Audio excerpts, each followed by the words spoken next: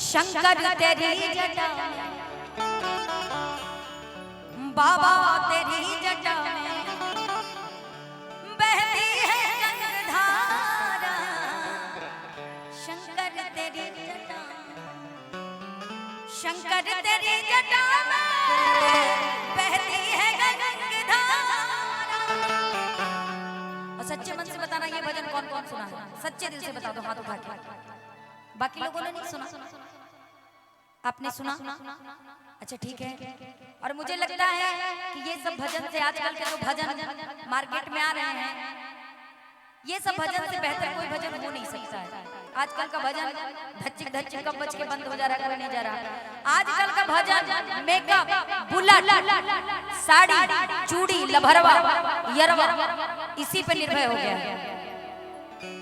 लेकिन जो हमारी पुरानी प्रकृति है, जो हमारे संस्कार है, जो हमारी संस्कृति है, उसको लोग भूलते चले जा रहे हैं।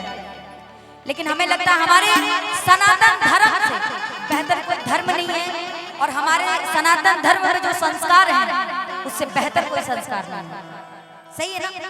बोले शंकर भगवान की। और हाँ, जितने लोग सच्चे मन से बाबा बैद्यनाथ को मानते हैं, जो खड़े हैं, मैं चाहूंगा अगर अपना अपना स्थान लेके बैठ जाएंगे तो बड़ा अच्छा रहेगा। हमें भी अच्छा लगेगा और हमें भी लगेगा कि आप बाबा भोलेनाथ को सम्मान दे रहे हैं, उनको मान रहे हैं। खड़े होकर के भजन सुनने का कोई मतलब नहीं रहता है। आइए। शंकर तेरी जटा में, बाबा तेरी जटा में बहती है गंगाधारा। शंकर तेरी जटा में, शंकर तेरी जटा में बहती है गंगाधारा। बाबा तेरी जटा में बहती है गंगाधारा। काली घटा के अंदर, काली घटा के अंदर निज दामनी उजाला। शंकर तेरी जटा में, आइए। शंकर तेरी जटा में, शंकर तेरी जटा में बहती है गंगाधारा। शंकर तेरी जटा में बहती है गंगाधारा। शंकर तेरी जटा में, शंकर तेरी जटा में बहती है गंगाधारा।